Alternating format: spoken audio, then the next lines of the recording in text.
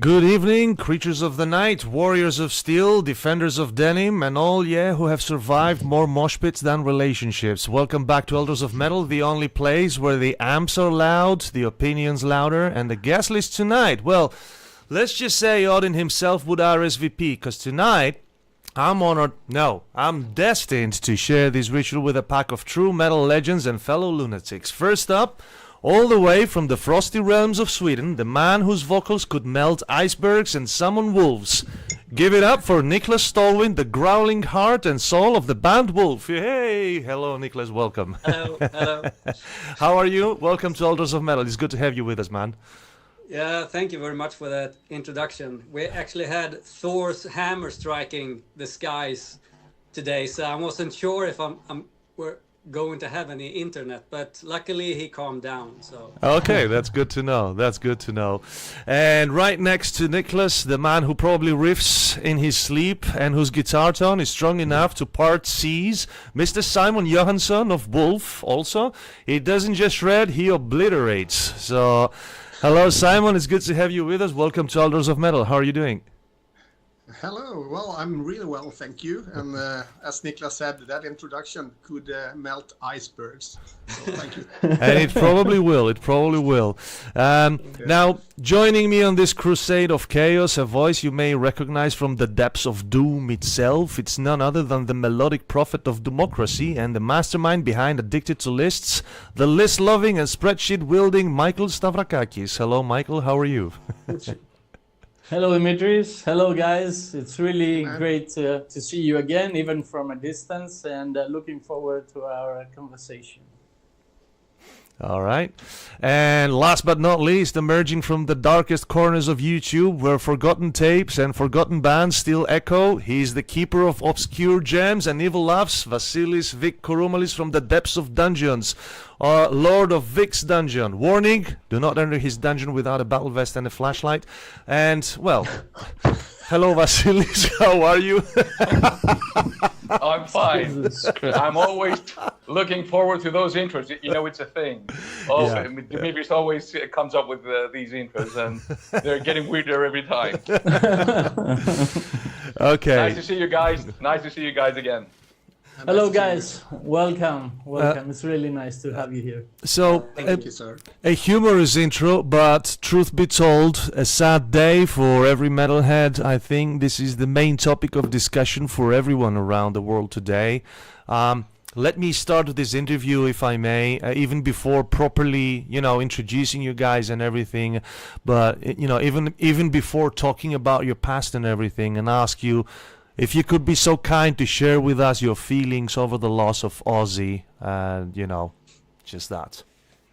yeah, it's like the end of an era, I think. For Bark at the Moon was one of the few albums I listened to a lot when I started to get into metal. It was the first Seven Maiden album, and then it was Bark at the Moon and a few others. And that album has really shaped me as a songwriter, and when I started singing, that was kind of I started from there, imitating Ozzy and singing his melodies, and that was my starting point, actually. So, but having said that, nobody is surprised when you listen to the last few albums, the last two albums he released. It was like him saying goodbye. Yeah. But I guess I said to my wife, this is going to be like the final show, and he's going to die like Pavarotti after 3 months or something. But only took like 3 weeks. Pavarotti. 17 3 days. weeks. 17 days. Yeah, so I was a bit surprised that it was so quick, but I mean, a legend, immortal legend in metal. I actually read somewhere, I haven't double checked this, so it might not be true, but Lemmy died 17 days after the show with Motorhead, and Ozzy 17 days after that show. Wow. I don't know if that's something with the stars or something, but yeah, maybe. But I mean, for me, it's been. I mean, he's the voice of all of our our generation and the generation before, I guess, as well. I mean, for metal, hard rock, and I mean, what can you say? Everything has been said already, of course. And I grew up on Black Sabbath and Ozzy, and Ozzy has always had for me like the prime, the top of the guitarists, and I mean the song. I mean, the entire band and like songwriters and the crew has been like the best of the best. So it's been always like a pleasure, whatever's been happening. So it's kind of like a shock and a big loss, and, but not super surprising. Of course. Yeah. No.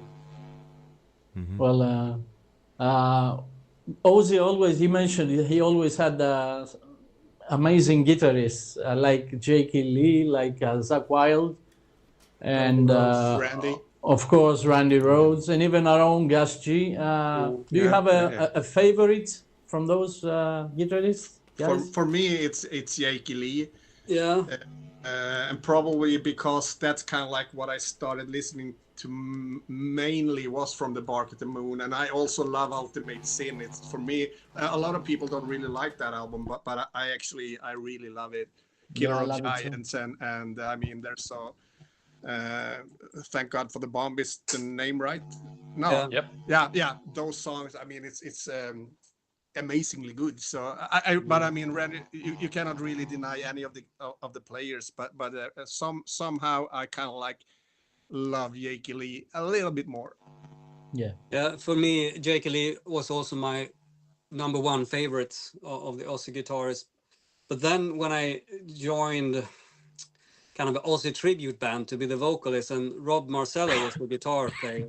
I don't know if you know him, but he's, of course, you know, he's as good as you can get at that type of guitar. It's really amazing. And Randy Rhoads was his favorite, and the reason he started to play guitar. And when I start to, really listen to Randy, then I really got it. So it was like a revelation for me. Wow, I really get, I mean, the whole, his structure, his way of writing song, everything. He was like thinking more like a classical composer compared to J.K. Lee, who was more like a riff god with his own unique rock style, but more maybe based on riffing. So those two are my favorites for sure. But also, I mean, Zakk Wylde has always been one favorite guitar player for many. Is guitarist with a unique style. Also, I think it's cool. We toured with Gus G when he was in Ozzy, so it was fun to speak with him and ask him how does everything work, and get a glimpse into that kind of Ozzy universe. Yeah. I mean, he's an amazing guitarist as well. I mean, he has obviously all of the guys playing with him, and Brad Gillis. He has had no bad players, obviously. I mean, it's hard to kind of like hard to go wrong with that kind of players. I think that both me and Vic Vasilis will agree about J.K. Lee. Yep. That's our favorite as well. Yeah, of course. Yeah. Sorry, Niklas, did you say? Sorry. Niklas, did you say Rob Marcello or Key Marcello? I missed that. No, Rob Marcello. Okay, so that's his brother. No, they are not related. They're not related. Okay. They're coincidence. Okay. A lot of people think they are, but they aren't. No, okay. Urban legend debunked. I think he plays guitar in Danger, and a couple of he's done a lot of stuff. Okay. He's more like 80s technical shredder glam metal guy, Okay. Right. Okay, I will agree about J.K. Lee. I think he had a very unique style of, handling complete guitar duties, playing both rhythm guitar and soloing at the same time. Amazing style. Loved it. I'm very lucky that I have Vic and Michael over here, because I can stand up and grab an ashtray, and I'll be right back in a minute with you guys. Sorry. Okay. But I mean, the show they did like 3 weeks ago, I was so happy that Jake was kind of like on the show. He did with Ozzy, but that he actually got invited to be part of it. It felt like like a good thing. Of course. course. Like most people, I missed Bob Daisley, but Yes. Yeah. kind of was obvious that he wasn't going to be there. But he was also extremely important for those first albums. He wrote all the amazing lyrics. He put the songs together with the guitar players, riffs, and everything. He was instrumental for those albums. So it would have been really, really good if he had been there too. But it is what it is. Yeah, I saw he wrote like a message today, like a thank you, blah blah blah, something. And obviously there's been a lot of things happening between them that we don't really know a lot about. But he was kind of like still grateful, and of course. But I mean, his bass skills are all beyond. It's like it's wild. It's one of those musicians we other musicians have as a reference. When we write songs and we speak, we should do like a more Bob Daisley kind of thing there, and everybody knows exactly, the same is for Jake Lee as well. But Bob Daisley is definitely one of those extremely one of the most important bass player in metal. I agree. Yeah, sure. Yep, we'll agree here. Vasilis, do you think we should start from the beginning about Wolf, or would you like to add something before that? No, I was just going to agree with Niklas about his feeling that Ozzy finished his business on Earth and then quietly left. That was the impression I had as well after seeing the concert and knowing that Ozzy had expressed multiple times that he would have liked to return to England and die there, and that his final thing to be to say goodbye to the audience on the stage along with his 3 original friends. So I think it worked perfectly. I was glued to my screen through the live stream, and I really enjoyed it. And I did not expect to be that much moved by his performance of Mama I'm Coming Home, which is not one of my favorite Ozzy songs, but at the moment it felt really heavy and very potent, and it really got me, and I think it got everyone else as well. Yeah, it really, really did. And it did not elude me that Lemmy has written the lyrics for that one, and I also drew the parallel between how Lemmy went and how Ozzy went, because they both suffered major health issues, but they insisted on playing live and doing their last shows, and then saying goodbye to every one of their peers and their musical children, so to speak. Lemmy also did on his birthday. He did a thing in Los Angeles where everyone came and paid their respects. And 4 days after that, he passed away. And I was telling my friend Joe from Thrash Regime, it's a thrash metal band from Scotland. We met 2 days ago, one day before Ozzy passed away. And I was telling him exactly that I think Ozzy is going to go soon. And then he messaged me yesterday, I cannot believe you were just telling me this, and this happened. I was thinking that overall, the timing is insane, right, Vic? Like everything was, I dare to say, not in a negative way, but like everything was like scheduled, like it's insane. Kind of, yeah. Yeah. It's just like it felt like an old man. Yeah. Go on. You kind of heard about it like in normal people as well. When they go into retirement, it just takes a short time and they pass away. Kind of like this is what they've been longing for, and then they can relax, and then So it felt like he had decided I have to do this show. I have to do it, and then he could relax. Now it's done. It's done. Yeah. But it was I quite had the same feeling. Yeah, I was a bit weird. You talked to your friend like 2 days ago. Yesterday, I had a Swedish band called 220 Volts. I've been having them in the studio for some days recording their new album. And me and Mats talked about Ozzy yesterday, actually the guitar player. And when they played in Stockholm on the Bark at the Moon tour, they were there with the band, and they had no support band. And Ozzy had heard the new album on cassette, so he tried to get them to play support on the Bark at the Moon show, but they couldn't make it happen. But anyway, they went there and they had the same label, so they went to the party with him afterwards, and we talked a lot about it and talked about this last show. And then I got home, I walked from the studio, got home, opened the phone, and it was like, fuck, he's gone. It was so weird because we just talked about it. Yeah. So, Yeah. yeah. But overall, I would say I'm not really sad. I feel kind of content that this is how it was supposed to be, and according to his wishes. So personally, I think this was the best way to go. And right now, I don't feel like mourning, more like celebrating his legacy and listen to his That's music good. and read the stories and all that stuff. Yeah. Kind of agree, actually. But I mean, of course, it feels like a big hole in a way. It feels like I lost a friend, which I, of course, have because I didn't know him personally at all. But it's at the same time, I'm kind of like, fuck, he gave us so much, and I'm so happy for that. But still, of course, sad. But in a celebrating way. I don't know. It's like a sweet sadness. Yeah, kind of. Bittersweet. Bittersweet, So, have you seen Ozzy live? Yeah.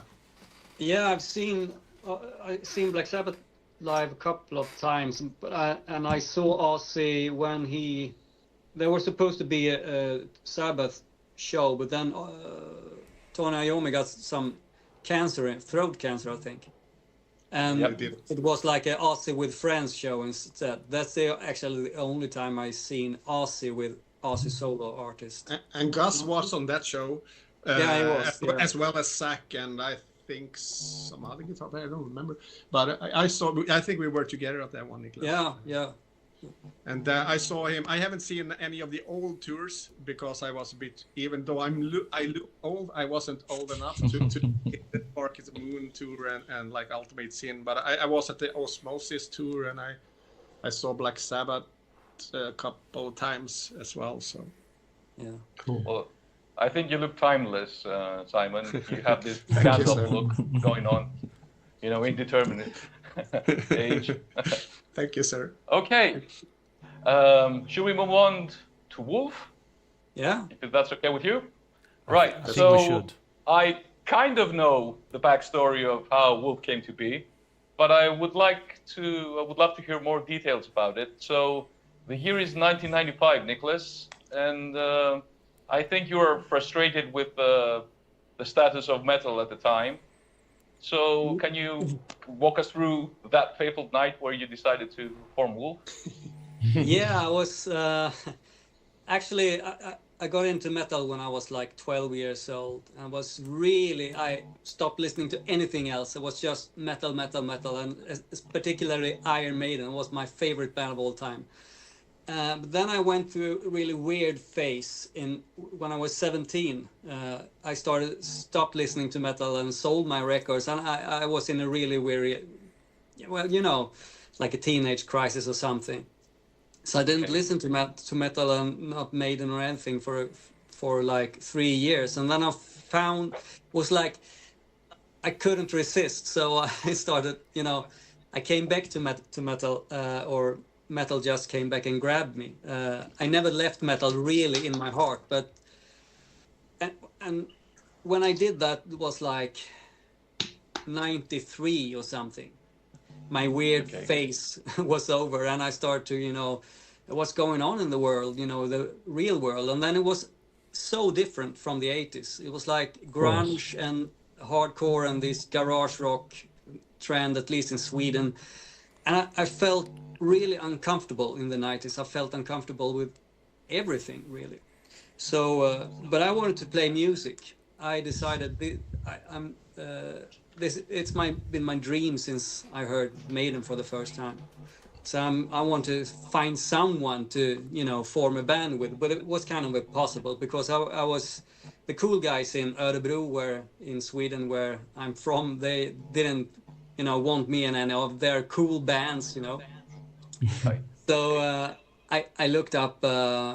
I found a drummer in a music store. It took like, I saw a note. A drummer was looking to form a band. So I called him, and asked, "Do you know any bass player?" And no, not really, but I know one guy.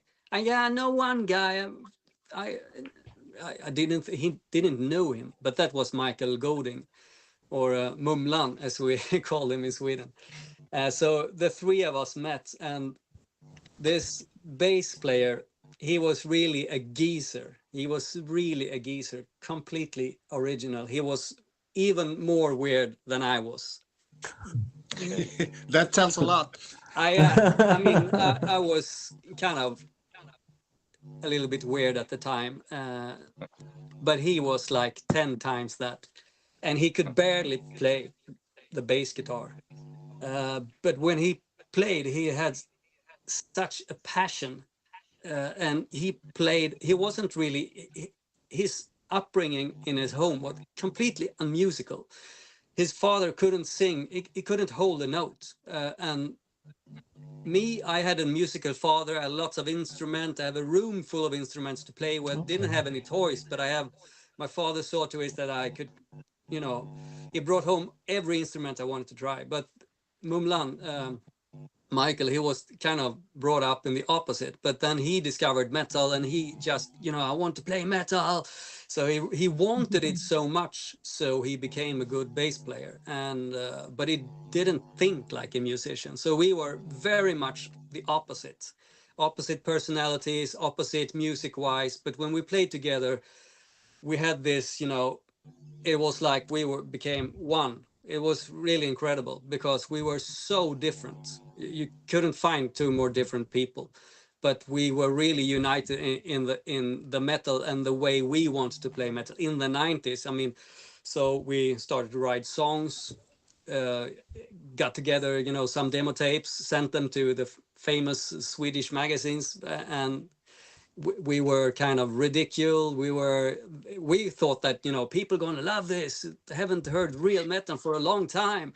And people thought it was a joke, but it was really, classic 80s metal with a lot of passion. And it was so, you just couldn't do that. You couldn't do it in the 90s, in the mid 90s. It was like everybody was laughing at it. It was so Niklas, wrong to do. I sense a little bit of pride, however, and I'm saying this from the positive point of view. Yeah. Maybe they didn't like it, but you believe in what you did, right? Yeah. More we were ridiculed in papers, the more we just wanted to go on and be even more metal. So we did this was, back when internet wasn't even a thing, just started to become a thing. So we didn't really know, nothing about, email addresses or anything. So we wrote, it's called,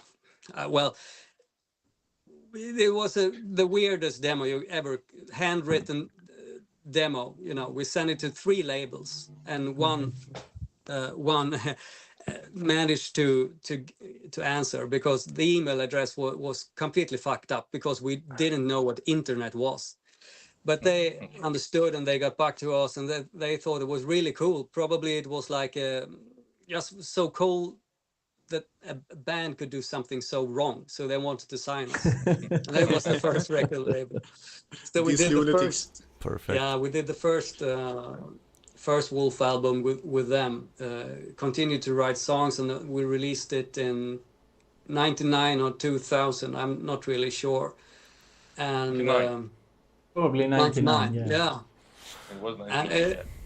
And still, a lot of people were, even in fanzines, we were like, "Is this a Christian band? What the fuck is this?" It was the most ridiculous thing I'd ever heard. But still, people couldn't ignore it. I'm gonna read a comment here from my friend Vitamin Death. That's his nickname. Yeah. He joins our shows all the time. He's got the same name as me, Dimitris, and he says, "Cars were also ridiculed when they came to replace horses. Pay no mind to the mob." No, that's true. I mean, that's kind of what you did. So I mean, and also the album cover we had didn't help, because it was as wrong as the music for the era. And there's a cool thing. The original painting, it just disappeared, was lost for like over 20 years. But I'm going to show you something now that only one person have seen. Okay. Because Show us. All right. Is it the Arnold one? Keep your pants on, Niklas. yeah, I have the original here. Oh my God. Oh. This is the That's original history right Hans there. Arnold. Yeah. Wow. So Well, this is, I'm sorry to say, but this is far better than the one on the album, actually. yeah, No, it's the so same. it was a It's the one. gatefold album. Yeah, Wow, that nice. artist did a lot of like covers, or not, maybe not a lot of, but he did for ABBA, you know, the Yeah. Swedish Yeah. band. Yep. And he also What- has what- done covers for Spiritual Beggars. Yeah, that's Yeah. what I was gonna say. Yeah, you know, a funny story, Niklas. You know, Dimitris with Altars of Metal. He used to have it used to be a fanzine, like 25 years ago or something. More. So, 28 years ago, in 28 '97, probably. we started. Yeah. And I stopped sometime around 2004, and I revived it as a YouTube metal show last September, thanks to this gentleman over here, Vic. He convinced me that I should restart it. I'm the one to blame. Yeah. Sorry about that. So here we are. That's good. Yeah. I mean, Yeah, that's, what that's I good was news. I was gonna say that back then I was an editor for Altars of Metal, and Dimitris gave me your first album as a promo to review. Did I? Yes, Yep, of course. he was the reviewer. Mike was the Yeah. original reviewer. And Yep, I remember. I couldn't find the review today because I was looking for it. I think you've taken the website down, maybe, Dimitris. I don't know. I should have But it. yeah, I was looking for the review. I think I gave it like an 8 or something. 8.5. 8.5. 8.5. Yeah. I remember the and, review. and I was like, How long was the scale? Out of 10. 8.5 to 10. Come on. Out of 100. But I remember that my quote was something like, a new wave of British heavy metal band playing from Sweden in 1999. What's going on? yeah. Well, Great. I can't say that I agree, Mike. Wolverine. You were British heavy Fervent. metal. I think they had a more Maiden meets Priest meets Metal Church meets something like that sound. Yeah, going all for right. them. So I have it. Wolverine. Fervent Dream from Zizania Entertainment Oh. Group. Nope. What's that? That's not it. No. Hold on. Wrong album. No. Wolf. Wolf, man. It was Yeah, Wolf. actually, No, I the don't band find Wolf. No, We were maybe we told- had it in the printed version.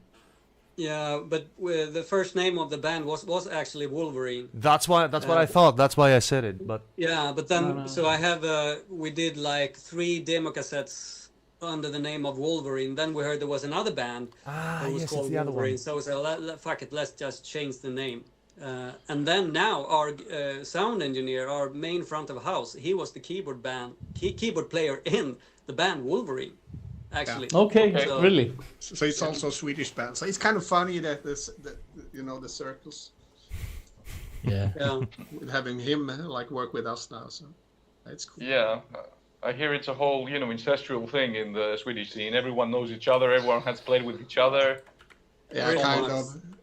In a way, it is. But I mean, even like the heavy metal scene is, of course, it's if you go worldwide, it's bigger, of course. But I mean, there's a lot of connections going. Yeah. We'll get to those in a bit, Simon, when we get to you. You have plenty of connections. Yeah. Right. So you release Wolf to, let's say, mixed reactions, you would say? Yeah, the first album was mixed reaction, but when we played live, when we played like a trendy town like Stockholm, it was like we could see that they loved it, but they were also laughing at us. But they were laughing like, "Oh, this is so fucking cool! Is this for real?" They couldn't believe it, but they liked it, And Yeah. as soon as people had, had a couple of beers, they really liked it, So we kind of knew that we were onto something, and if no one had liked it, we still wanted to play this music and not anything else. So it really didn't matter at all. Great. Okay. I think What was- Electric Oh. Electric Raga is a phenomenal song from the debut album. Oh, thanks. Yeah, it's lovely. Yeah. We used to play it live quite often. Haven't done I it. think Yeah, I think you played it in Crete as well. Yeah, we maybe. did. I think the last time we played Electric Raga and In the Shadow of Steel was the first two Wolf song, really Wolf song. When we'd done some, demo tapes and we're kind of finding our way. And then when I wrote Electric Raga and co-wrote In the Shadow of Steel, Michael and I knew that, this is it. This is the fucking thing we're gonna do. So it was like kind of the first Wolf song. And I was a lot into classical Indian music at the time. And I still have the sitar I play in the intro here in my studio. So I bought a sitar. So it's me playing sitar there in Electric Raga. And when we did a show in India in 2012, I think. 13 maybe. 13, yeah. I think that some- was the last time we played Electric Raga, and we had a professional, sitar player, an Indian guy, sitar player, sitting on stage and playing along. He did a long intro, and then he started the riff of the song. Nice. And then we Gates of Babylon. yeah, then the song started, and I could almost not sing because I had goosebumps, I still get goosebumps just thinking about it. It was like that song meant so much for Wolf. It was the start of Wolf and my interest in Indian classical music. And now we were in India playing this song. Yeah, We're amazing. headlining a big festival, and we have an Indian guy playing the sitar. It was completely amazing. So I think that was the last time we played the song. It was like the song Maybe came home. So I think we played it after that, Sweden Niklas. to India, In Athens. I think we have played it after that, Niklas. But it doesn't Really? matter. Okay. I think we have. But I think in my not mind, important. it just, that was it. That was the end of it. Finito. It's done. It's finished. It doesn't matter, of course. Okay. I don't remember. Okay. But I think. How about In the Shadow of Steel? I mean, didn't it trouble you that you had a song that was a minute and a half long? No, it was like we had next door in our rehearsal room, we had another band, and that singer was crazy Ian Gillan type of vocalist, and he was really, really, really good, and he could do those screams. He was completely nuts, and his warm-ups was like fire, steel. It was like, what the fuck? It is completely nuts, So, and then Michael said, we should do like a song called In the Shadow of Steel. And I had the riff, and pretty much I had the song really written. And we just, it was almost written as soon, as fast as the song is, like was under 2 minutes. And we just wanted to compress the fucking shit like, it was like even the most dense metal song you can, with no unnecessary parts whatsoever. And each time we recorded it, I think the album is the third time, each time we recorded the song, it was faster and faster and faster. So it became shorter and shorter and more dense. So I think it's a really cool song, and for me that's like a once in a lifetime song. I could never write like a song like this. It's like, how do you even write a complete song under 2 minutes? So that song is kind of part of my DNA, because it was really also the start of Wolf.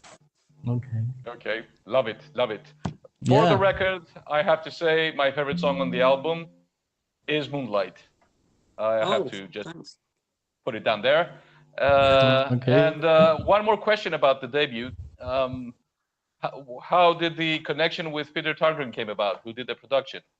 Yeah, we came from Örebro, as you know, and in the music store was a guy called Don Swane, who worked in the music store, and he's kind of a legend in metal. But Don Swane, I didn't really know that then, but he recorded one of our demos, and I think we asked him to record the album, but he didn't have time. So he, you should call Peter Tetgren. And okay, I didn't know who he was at all, so I got the number and I called him and I explained a bit what the band was about. And he was, I think at the time, he was really kind of fed up with doing only death metal and black metal and wanted to expand and do something else, you know.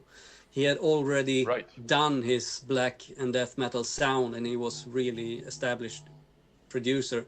So he was like, yeah, sure. So we came to him with a very small budget and recorded the whole thing in like under 3 weeks.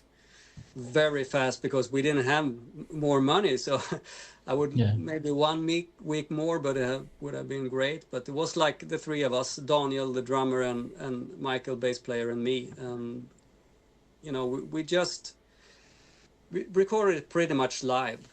Me and Daniel, just because we had rehearsed so much, we knew each other musically so well, and we know the songs. So Peter had never heard a demo of any of the song. I don't think we even had demos of the songs. We just guitars and drums, you know, live, and then no click track, no, really old school. And then I did some overdubs of the guitars, and then, you know, I think we did the bass guitar after that. And then I did my kind of debut as a vocalist in the studio. And it was really, really hard, actually, because I was so inexperienced. I didn't understand how emotionally draining it would be to pour your, you know, soul out like that, with that intensity for 10 songs.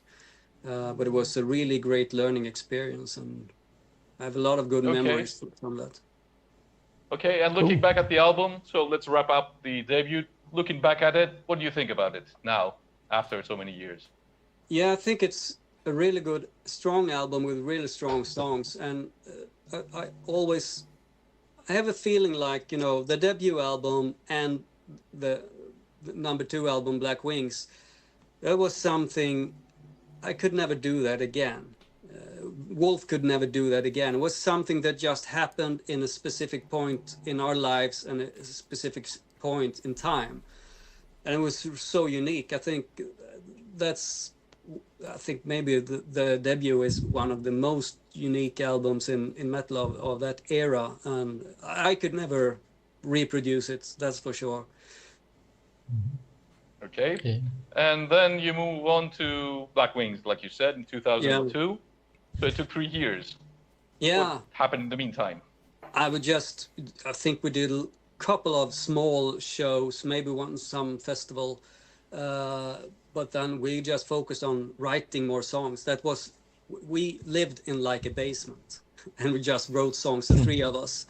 So we were like a trio, really, but we had other guitar. We tried to find a fourth guitar player. Didn't really find anyone who fit the band, and the three of us was so. I came to understand, you know, later in life that it's very unusual that a whole band writes songs together like that. But for the three of us, it really, really worked, and I think that Black Wings was so fucking intense. We just took it up, you know, a few notches in the metal, you know. You did. And it was even more uncompromising than the first album. And when I think something just happened within us when we wrote and recorded the Black Wings album, we just knew that, fuck, this is real now. This is real. And when the album hit the market, the reaction was like, oh shit. People had laughed at Wolf for the first album and thought it was a funny band, cool band.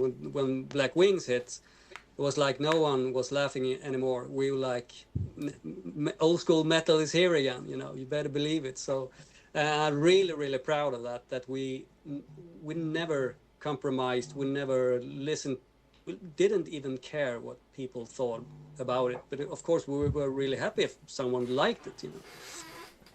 But that's also a once in a lifetime record, I think. And the energy I don't listen to Black Flame or the first album. I don't listen to Wolf a lot, but if I hear it, you know, there's something about the energy of that album. I don't know how we did it actually. We as the drummer said, we were talking about it like 20 years later, and how the fuck did we do it, and how could we even manage to play that fast? And he said, we were young and horny. And I think that's it. We were young and horny. So. Right. And you got Thomas Holm for the cover. So were you unhappy with Arnold, or was it a one-time thing and then you wanted to... Yeah, we were really happy with Arnold. And the day I met Hans Arnold is forever going to be in my heart. He was my hero. But the world didn't see it like that. And the record label said, we can't do this again, you know. And then I think Daniel, the drummer, he got a hold of Thomas Holm. And that was fucking amazing. I loved his artwork. Of course, from King Diamond and Merciful Fate, he was truly a legend. So we couldn't believe it when he agreed to do the album. And I don't think we even had any specific wishes or anything, but he just came up with the Black Wings album cover, and when we saw it, we were blown away. And it's a cool one. Yeah, it's a cool cover. You know, like an old school oil painting as well. You can even see the canvas.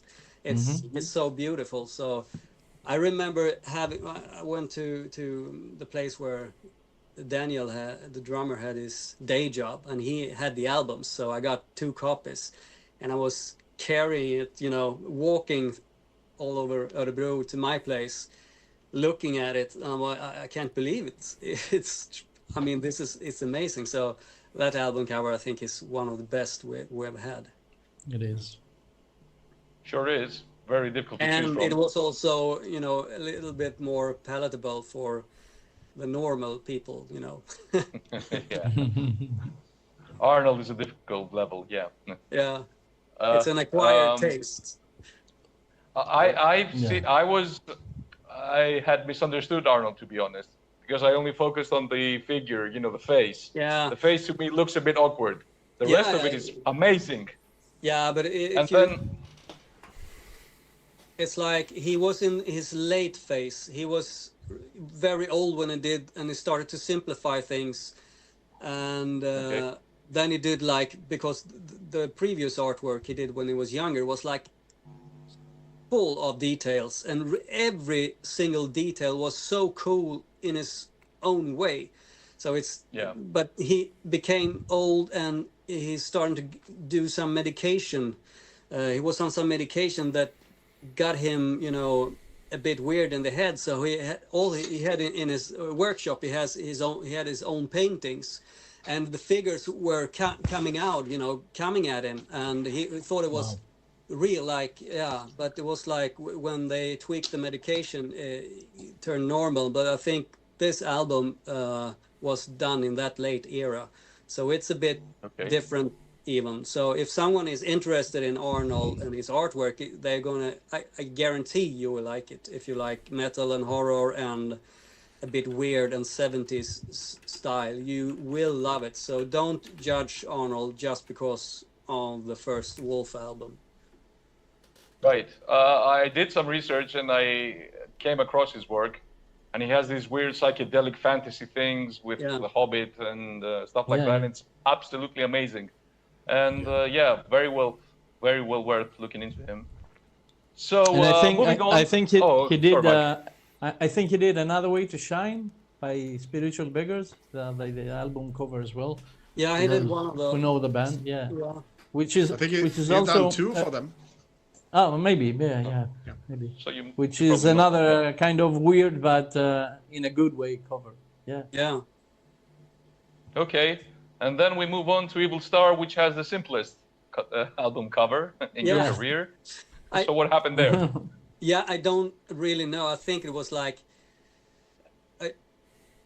I don't know why. I think we wanted to have an oil painting or some sort, but maybe Thomas Holm wasn't available or something at the time. So then we said, like, let's do a Judas Priest thing, you know, with a photo, like, you know. So it was completely like we were wanted to do a retro 80s photo, you know, studio photo album of a thing, you know.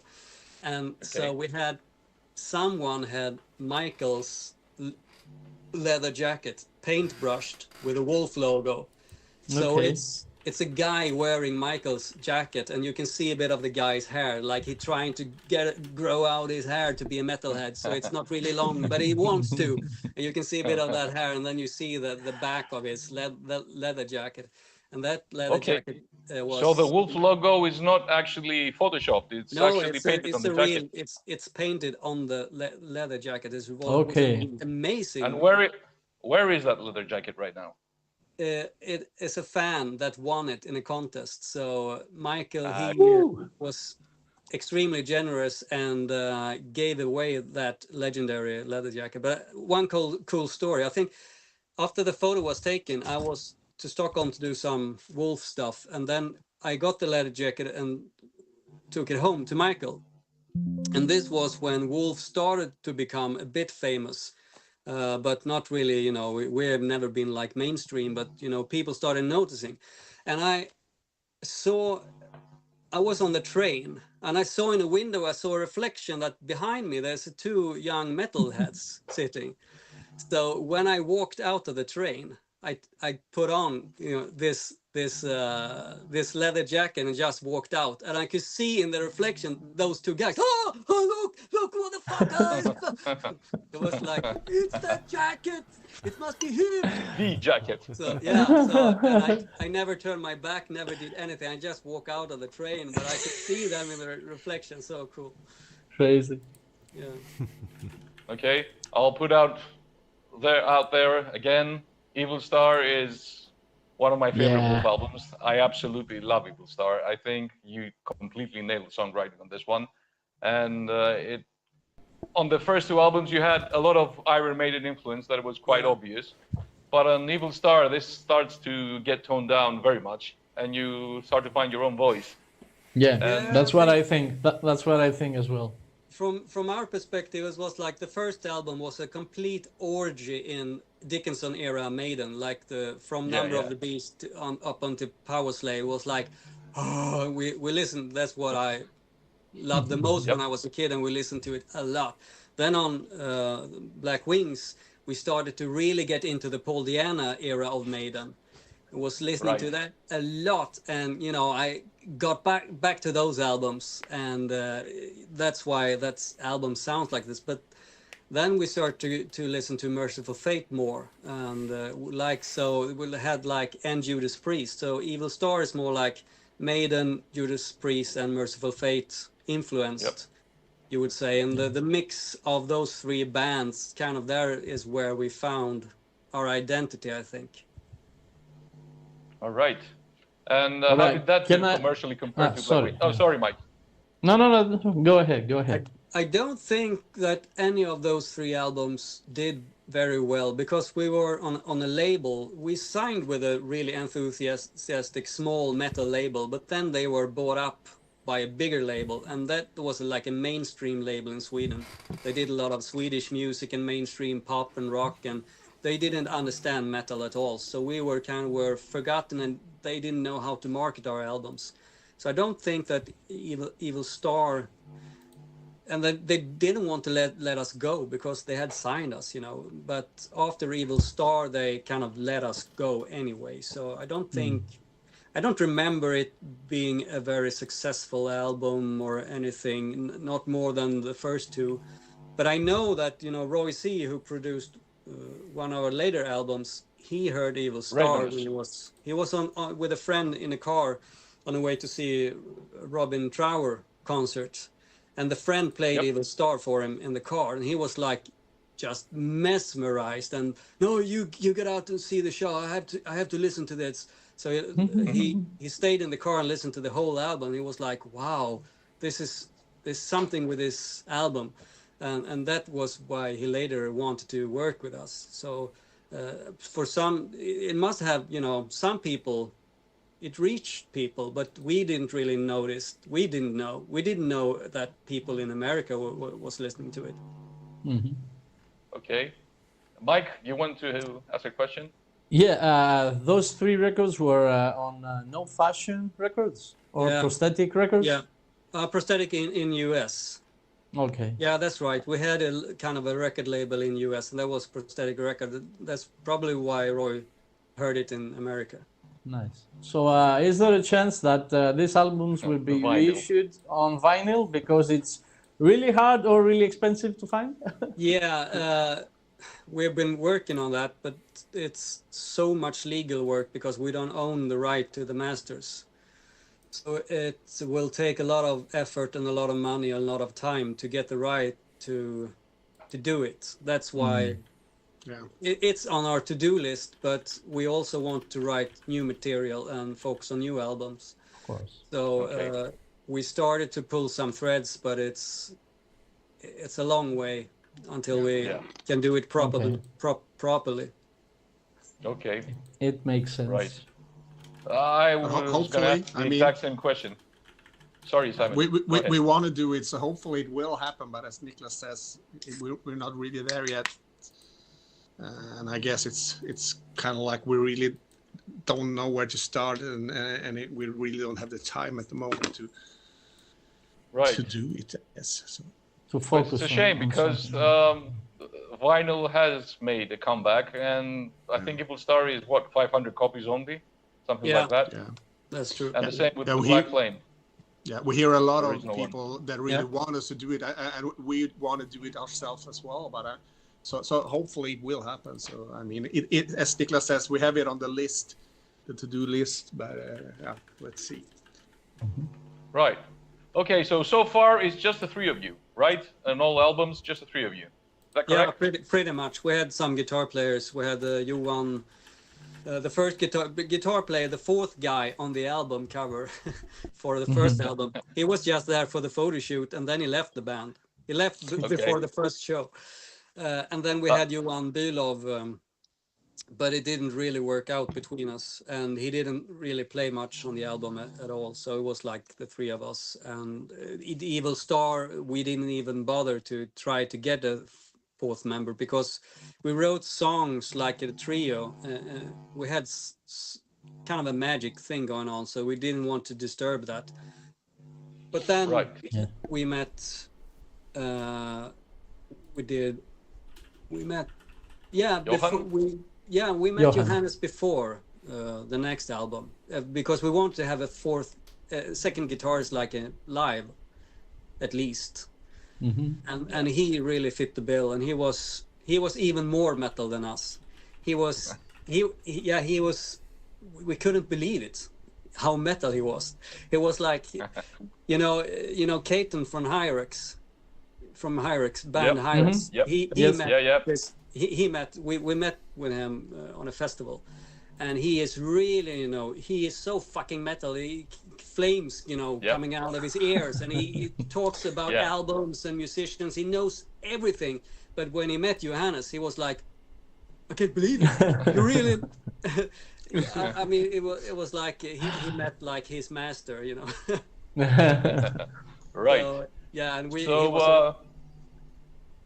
what happened with Daniel and on the 4th album? Why did he leave? Yeah, Daniel, he had become a father, and he also was working in his own company with some marketing stuff. I think he was a copywriter, but he was working really hard and started a family. And as soon as he became a father, he said, I'm out. And he was really happy with the 3 albums he did. It was like, I guess it was like a dream for him, also growing up, a kid want to play metal, and now he really had done it for real and left a mark in the metal world, and he was satisfied with that. So he said that I'm gonna quit the band, but I will still, help out behind the scenes if you want to, and he did, especially on the next album, the Black Flame. He really did a lot of behind the scenes stuff. He had the website. He did a lot of stuff. But he was just, I'm finished, so I'm out. Okay, so the Black Flame marks your stepping up your game, so to speak. Yeah. You left Peter Tungren. The songwriting seems more to the point, more refined. And so, can you describe the process of the Black Flame, which is my favorite album, as you probably know? Yeah, mine as well. Mine as well. I will add along with Ravenous. Yeah, actually mine as well. There you go. The process was like when Daniel left the band, I personally felt that I had more freedom as a songwriter, and I really wanted to step up my game. And we were released from No Fashion Records, and we landed a record deal with Century Media, and it felt like, and we got a really good drummer also during the process, Tobbe, and it felt like this is it, it's now or never. So I really stepped up as a songwriter and started to write more on my own, because I wasn't really allowed to do that in the same way with Daniel in the band. So, and me and Michael, we lived really close. It was like just 150 meters between our apartments. So sometimes he went to me, had a couple of riffs, he had some ideas, and we worked on them together, or I took the riffs and I worked on my own recorded demos, and was so extremely focused. So really annoying lived to become wife, because I also became a father then. So it was very intense period. I was kind of, I remember I was, my son was sleeping in the cradle, and I was rocking the cradle with my foot and sitting with my guitar and the computer and to record. And I was like, this is now or never. So I did most of the songwriting on that album, and I'm really happy with it as well. Also, we had new blood in the band. We had Johannes coming in on guitar. So metal. He impressed Keaton from Hyrex. So it was an inspiring time. Also, Tobias Kjellgren, the drummer, he was amazing, and he really had a huge impact on how the album sounded. So it was. Again, it felt like on the first album, and Black Winds felt like that intensity again. Okay, and you got Fredrik Nordstrom to produce the album. Yeah, right. I think we wanted at first, we have a producer, it's Peter, but I think someone said like, I think we should go with Fredrik Nordstrom, because he was really in at the time. He was the producer, the go-to producer, and of course we felt like maybe we should try something new, just to get things more inspiring. So we went to him, and it was really a great experience, because he had an employee who could track us while he was doing other stuff. When we were at Peter Tungren's, he was the only guy, so when the phone rang, he had to take it, and it was like a lot of intermissions all the time. Right. Okay. That didn't, we worked a lot of smoother with Fredrik, and also just because it was a new studio, no producer, we were more on the edge. Yeah. Okay. Right. And again, one of the credits that stands out to me in that album is the band photography credit. Yeah. So that was Snowy Shore. You want to tell us a story? Snowy Shore took the picture of the band. I don't remember how. I don't think we met Snowy. We played the same festival, and was really cool and nice dude, and he complimented on my really cool guitar I had at the time, and was like, cool, I know who he was, kind of, but we felt a good connection. And then for some reason, probably Johannes idea to because he knew everybody, and he's from the same area of Sweden, so I think Snow is doing photos, because we didn't have a photographer. So okay, so I called up Snowy on the phone. I got his number, and like 3 hours later, what the fuck happened? He was like, every time you speak with Snow, it's like it's very, very intense, and it takes like 2-3 hours, and then you need to go to sleep. But we really hit off, and we become great friends. And he maybe he wasn't the most technical photographer, because it's like the complete ADHD guy with messing with the camera. I don't know how to work this thing, but I bought it. Let's do. Oh, do you have a scythe? Yeah, that's cool. It's just So it was everything was improvised. We did a photo session, in Gothenburg. It was crazy photo session. We just tried stuff, and he did some photos, and then he did also the editing afterwards with his signature Snowy Shaw style. So I think Snowy has always had a good eye for like graphics. Yeah, and for very everything artistic guy, all around artistic guy. Yeah. So whatever he do, like 100% him, and that's a good thing, to be honest. So. Artistic, you said, not autistic. Artistic with an R. Maybe a bit. But then again, maybe. So, if you don't mind, I want to turn a bit to Simon, because at all during this time that Wolf is releasing the first 4 albums, Simon, I know your history with Memory Garden. Yeah. So you got into Memory Garden, what, 1998? Or 96. Earlier? 96. Yeah. Okay. Just after the release of Tide. Yeah, actually on the release party of Tides, I joined the band on this evening. So they had recorded. But you yeah, I met the guys because through like a label. I had another band called Fifth Reason before that. Mike Weed connection. Mike Weed connection. We don't need to.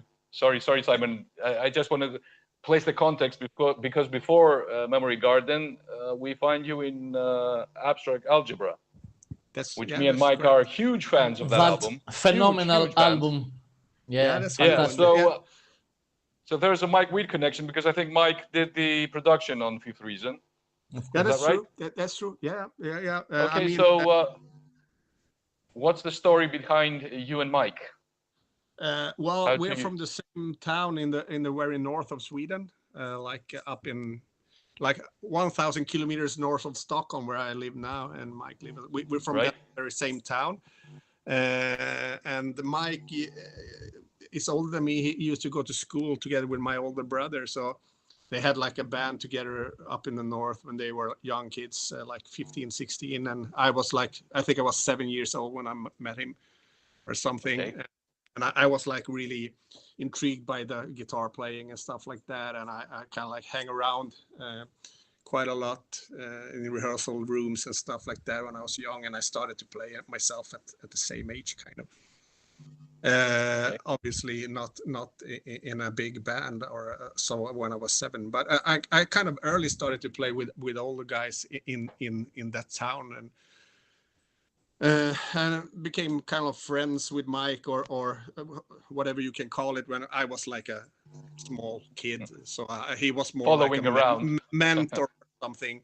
Maybe I guess he liked me because I was kind of like really into guitar playing and stuff like that. And he kind of like he accepted me in some sort of weird way.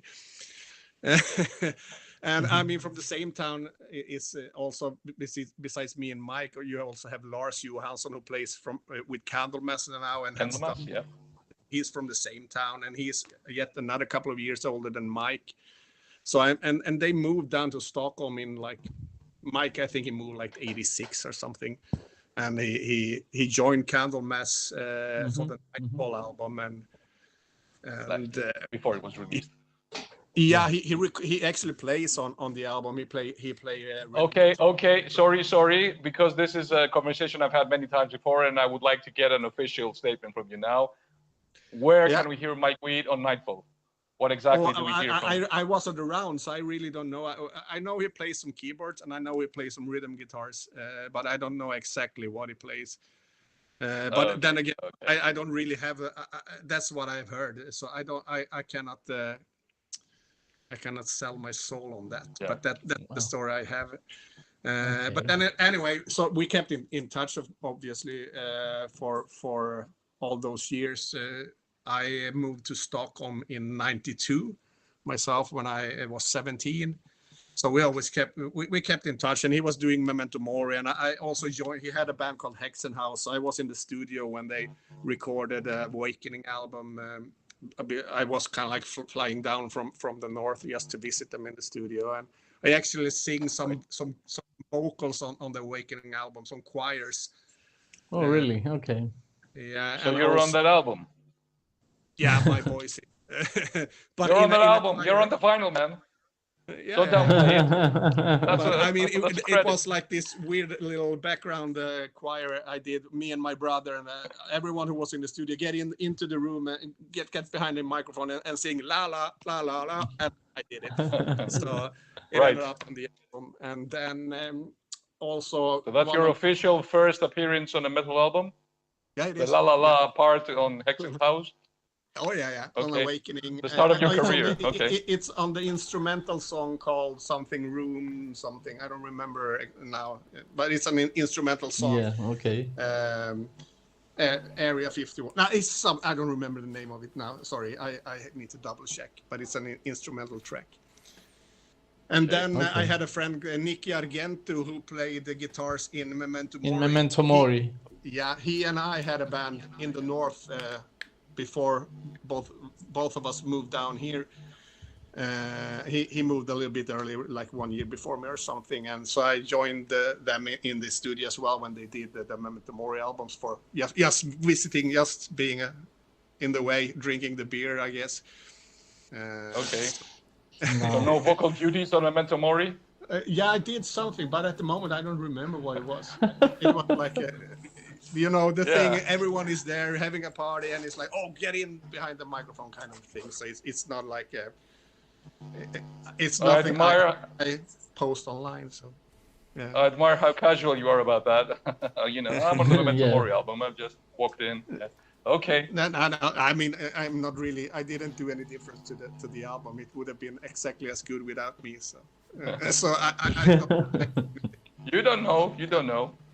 Yeah, who knows? Maybe it was your aura, man. Yeah.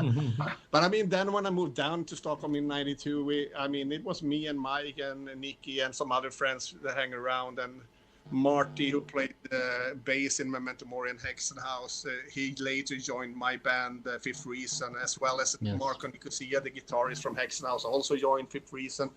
So it's kind of like we were like a circle of people like hanging a lot together. So a web of people, I would say. A web. It's like the connections between the scene is it's amazing. Yeah. Amazing. Yeah. I mean, it was a fun time. I mean, it was when Niklas had the anguish about the really weird climate of the metal scene. But for me, it was kind of like I was in the middle of this doom thingy. I felt like I was in a good spot anyway. So, and I remember Mike joined. I did the military service in Sweden in '93. So I went back up to the north like for 7 or 8 months or something. And then Mike joined this new band called Abstract Algebra together with Leif from Candlemass. And they were recording a demo, and I heard it, and it was super cool, and a really cool band. And Mike was working in this guitar shop or music store in Stockholm.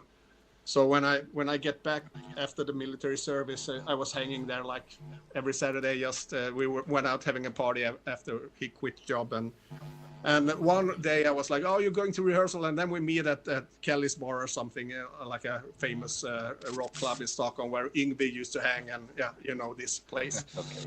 Mm-hmm. And he said, "Yeah, well, you can.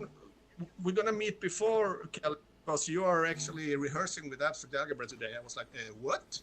I was like, "Are you fucking kidding me?" No, you're gonna join. Come along, bring your guitar. It's like, okay. So we went to the rehearsal space, and then all of a sudden I was like the second guitarist in the band. So it was weird. It was like in '94, I think. It was '94. So it ended up, we were rehearsing for a couple of months, if I remember correctly, on Södermalm in Stockholm. It's like a part of the city. And then we went into the studio in summer of '94 and recorded the album. That's kind of like, that's it. Can I ask a question about that album? about the album cover. Oh, It's another truly weird album cover. Yeah. The opposite of Wolf. Yeah. I mean, but still as awkward maybe. Yeah. But in a different, it's awkward, but in a different way. I mean, that was, to be honest, it was all of this band was a lot of Leif's ideas. It's his songs, mainly his songs. I mean, he's like a mastermind writing music. He's of course. I mean, he's the grandfather of Swedish heavy metal riffs. He's Tony Iommi too. Yes, of course. So if it's the opposite of Wolf, it's like goes with the flow. Wolf flow. Yeah, we are starting a cover band for Wolf calling. We're gonna call it Flow, and we're gonna play the songs backwards. But anyway, I mean, the cover concept was pretty much Leif's idea, and it was like so he did together with a really good photographer and graphic guy called Mikael Eriksson. He's really good. But Leif had this idea, and they did it, and to be honest, that is probably the weakest link of the album, and I think it kind of like fell out of it. I mean, people didn't understand that it was a metal album, so exactly. It's a kind of a weird cover, not at all metal. I don't know.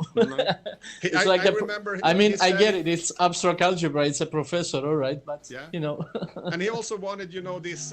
If I remember correctly, he wanted this like Pink Floyd Rush kind of vibe to it, you know, with this kind of like abstract photo thingy. So I mean, maybe the idea was good, but it didn't turn out. I think that was one of the reasons why the album kind of like got missed a bit. Probably, I think so too. Yeah, because the music is incredible, really, and you know, Matt's singing is fantastic, of course. Oh yeah.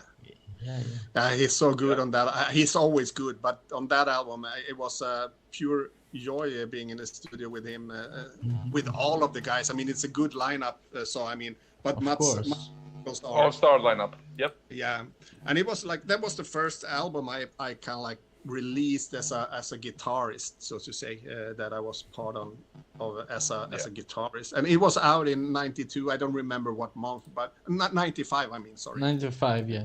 95. April, yeah. Okay, yeah, that could be correct, because we played then we played total 5 shows, I remember. We played like a small club in Stockholm out on Djurgården, close to the amusement park called Gröna Lund. It was like I don't remember the name of the place, but it was like a heavy metal club, metal thingy. And we played also in Gothenburg at the place called White Corner, if I'm not wrong. Yeah, I'm pretty sure it was called that. And we played the what now is Sweden Rock Festival, but then it was called the Karlshamn Rock Festival, and it was like in the town Karlshamn, which is really close to Sölvesborg, where they have Sweden Rock nowadays. So we played that festival, and we played also Via Rock Open Air in Brussels or Belgium somewhere, and I think I might be wrong on this, but I think that kind of turned into what is grass pop today, I think. All right. But it was Abstract played and Merciful Fate played after us, and I was super cool. And then, the very first show we played at a place in Stockholm called Studion, which was kind of like a legendary place for shows. I remember they released in like 1985, Europe released a TV. They played it on Swedish national TV. So it was that place, and that was actually the first Abstract Algebra show. And I remember I was super nervous before that show. Kind of like the only time I've been really nervous, but I kind of like I was really stressed, but it turned out good. So it was nice. It felt big. So, can I ask one more question about this album before we move on? It will be the typical question. I had like 1 or 2 years ago that it's gonna be reissued on vinyl. Any news about that? No, I haven't. I had Mats in the studio. He has this band called Prins Svart. If you know, it's a band called sings on Swedish, and he was talking about it. It's been reissued on CD. and they talked. There were talks of releasing it on vinyl, but I heard something which I haven't kind of like. The last thing I heard was that the front cover was so bad quality, so they couldn't kind of like get it up to vinyl size. And that is kind of like why it hasn't been released. The gift that keeps on giving, that album cover. Yeah. So to be honest, I don't know if they put it to sleep, or if, I mean, AI today, maybe it could be done. I don't know. Of course. You know, any But I change haven't might be really an talked to. improvement. Yeah, I talked to Mats, but that was like 2 or 3 years ago. Okay. And that was what I heard. And then I don't know, to be honest. I have a question from the audience, and I don't know because I wasn't listening at the moment, but Mike, Vic, you know Nick Thrasher, Toxic Terror. He's he's with us, and he's asking Simon, did you talk about Katon? He says he's my friend.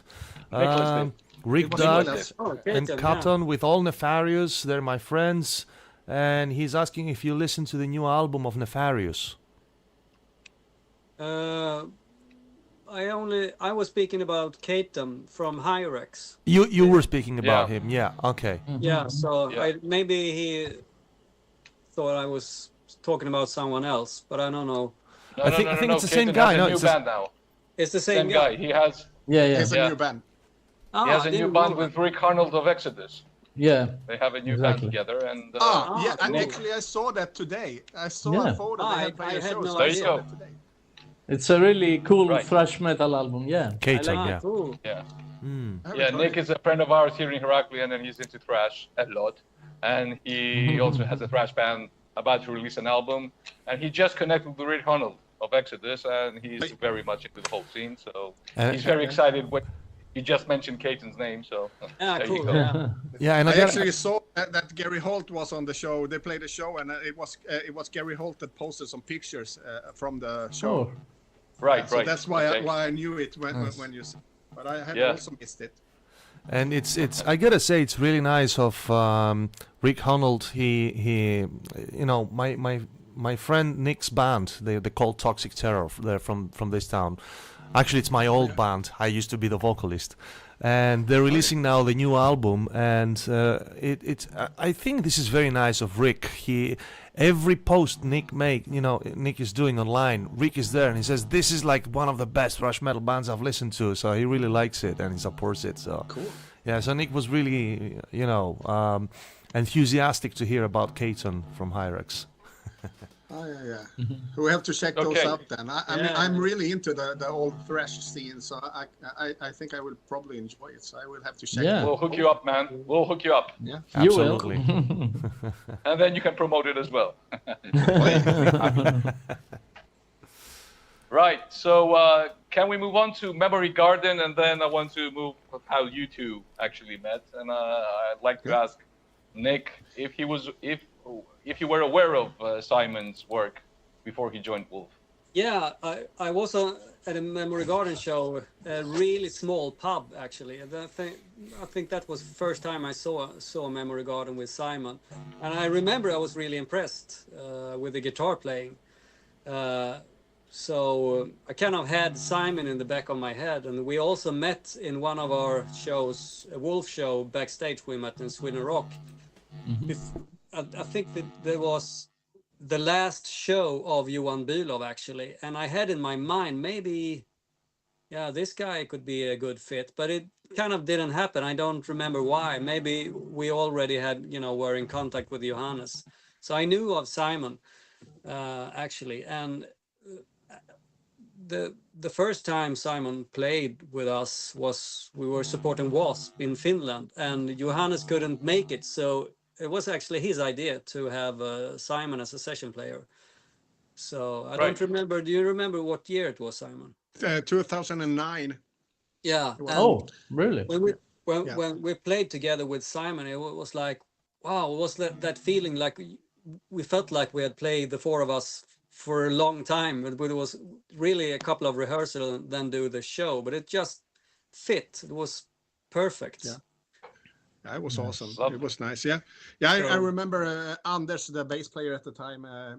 He asked me. We met up here in Stockholm. I've known Anders since like mid '90s, I guess. He had a band called Tad Morose, and we were hanging. Yeah, and we were having a beer at the place here in Stockholm, and he was like, no, actually, that was when I joined the band. I think you actually called me for the Wasp tour, Niklas. I think it was that. Yeah, it was Johannes' idea, but you weren't in the band then. But then when Johannes left, it was like a no-brainer to call to ask Simon if he wanted to join Wolf, because it felt so good when we played together. It really felt like a band, a solid unit. So yeah, I liked it, and I remember you guys were really happy. It's like, what the fuck? Yeah, It is so good. But I mean, so it was. But I mean, back in I think it was 2004, you played Sweden Rock when we like hanged out after your show, and we had a lot of beers. I'm pretty sure more than 5, I guess. More than 10. a lot. Yeah. But I mean, we ended up like a after party at the band hotel, and all of a sudden there was like a Motorhead party or something. We were hanging out. Yeah. And everything kind of like died off, and I was like, okay, I go back to the festival area because I was staying there, and it was like, oh no, there's no way to get back there. It's like a 1-hour drive, and there's no shuttles this time. So it's like, okay, so I have a problem. So I met you like, Niklas, do you have a big room?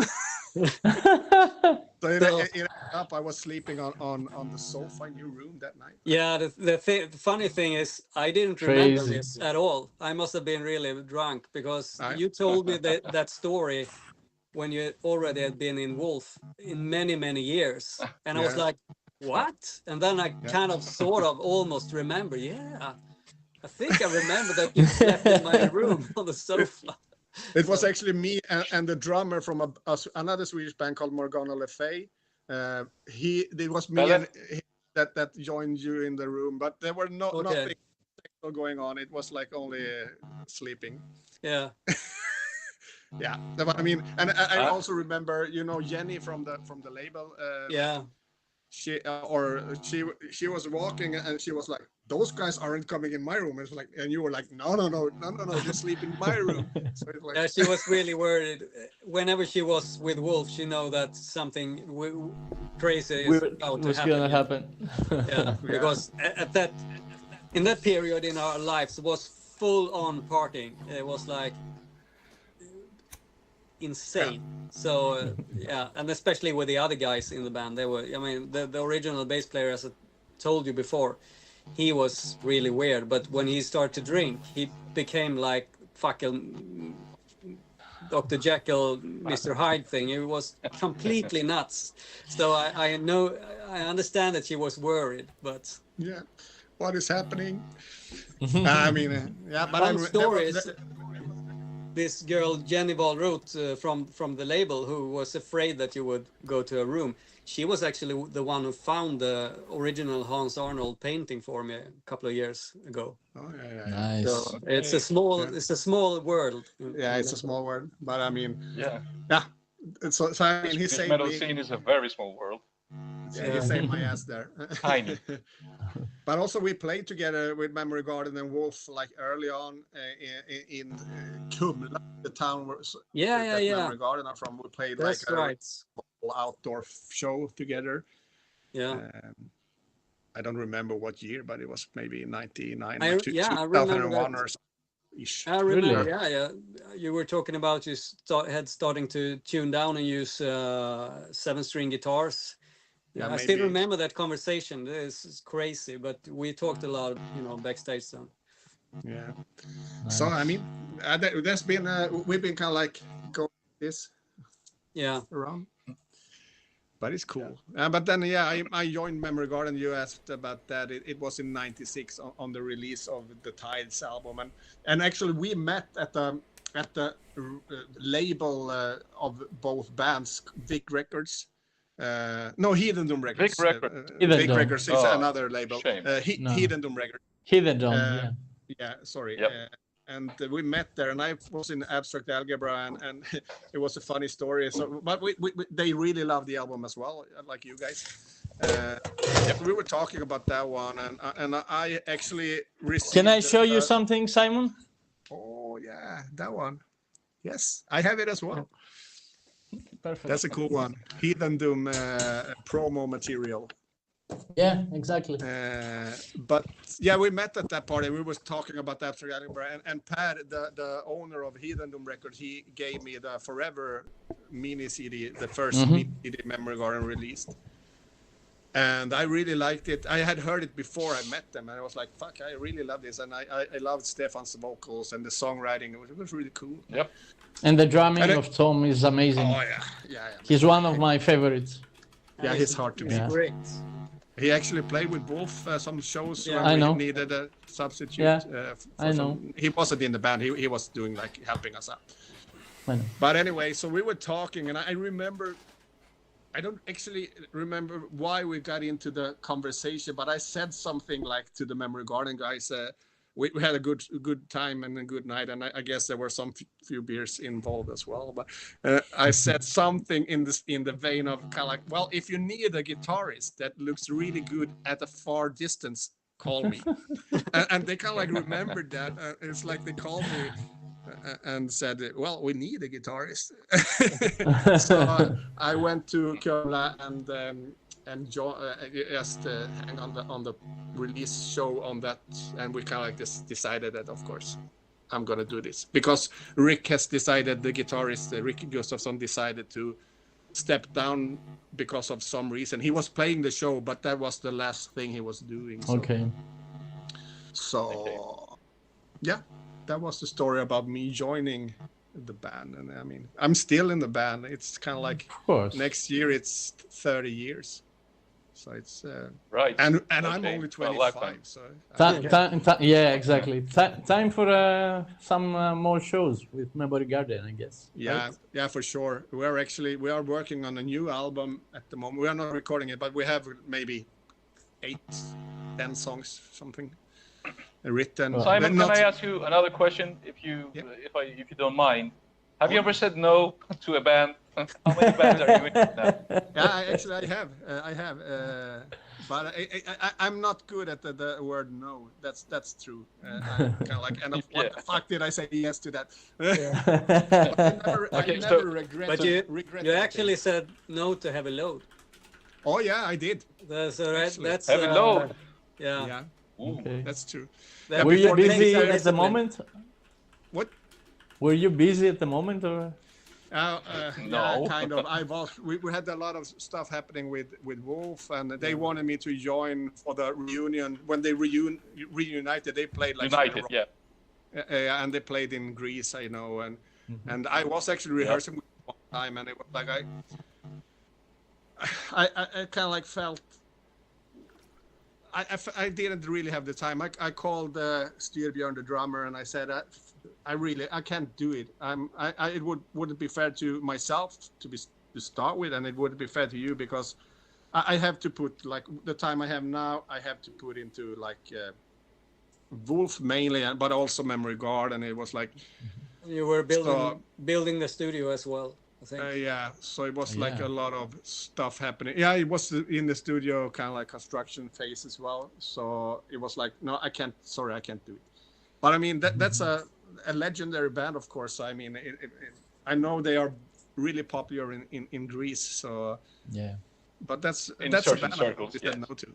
So right, but then so that's the story of Simon saying no to a band. Yeah, unique moment. I guess that was the only time that you refused the band. Yeah, well, at least a band, a known band.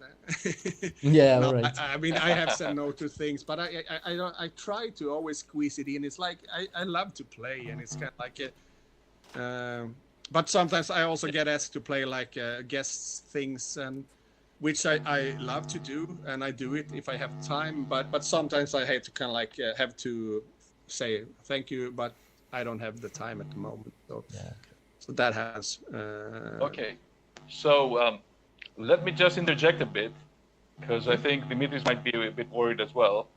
It's 10:30. It's going 10:30 in Greece here. So we're still in the middle of Wolf's Year, and we have to cover. We have So only first, scratched Memory Garden. Yeah.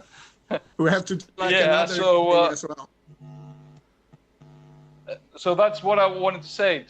What do you want to do? Do you want to do a part 2 before you play Navrinia, so we can keep it, relevant? We can talk And, for me it's to go for a bit, but I mean, of course, we can. Since we are talking so much, all of us, maybe we should schedule like a part 2. But I mean, I don't have to go out yet, so. Yeah, we can go on, of course. We can And go we'll on. see. It's just Okay, that we have promised tonight to our Greek audience that we will have our standard, we call it the Metalheads Cafe in Greek show at 11 o'clock. Okay.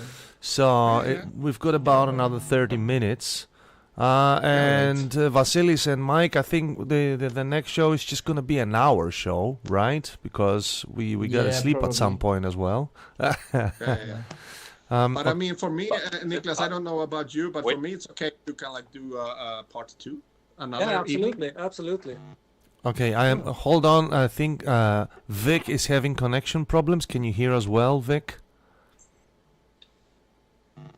Yep, I'm hearing everyone in jitters, so Okay. like.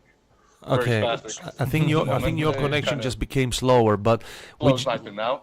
okay, we just said yes. We're gonna keep this for another half an hour. My connection is fine. Yeah. Okay, we will see. It Right. will get fixed. All right, we're losing. I think we're losing everybody Go a to little bit. more Wolf, and basically the era that I don't know much about is the time period between Legend of Bastard and Devil Sea, which is I think a very tremulous period of time Yeah. for you, Nick. Before that, we had So if you want Ravenous, to- though. Of course. Ravenous with Roy Z, of course, which is another amazing Yeah. album. One of my favorites. I love the songs on that one. I mean, Yeah, that was actually With Hank. as I said, Roy Steve, he heard us, he heard Evil Star, and he was like, wow, he hadn't really heard that kind of metal with that intensity, and it really spoke to his heart. So that was in the MySpace area. All of a sudden, we got an email or some message that, hey guys, what are you up to? I really would like to work with you. And it was Roy C, and was like, what? He's produced a lot of my favorite albums, and he worked with two of my favorite singers, Bruce Dixon and Rob Halford, and I had a lot of his production in my collection. So I was, oh, really cool. So we started discussing, and he came to Sweden to produce the album and really wanted to do it his way. And that was the first time ever that we really kind of invited an outsider into the process of making the album. So we had I think we had the demo songs of all songs but one. He forced us to do it.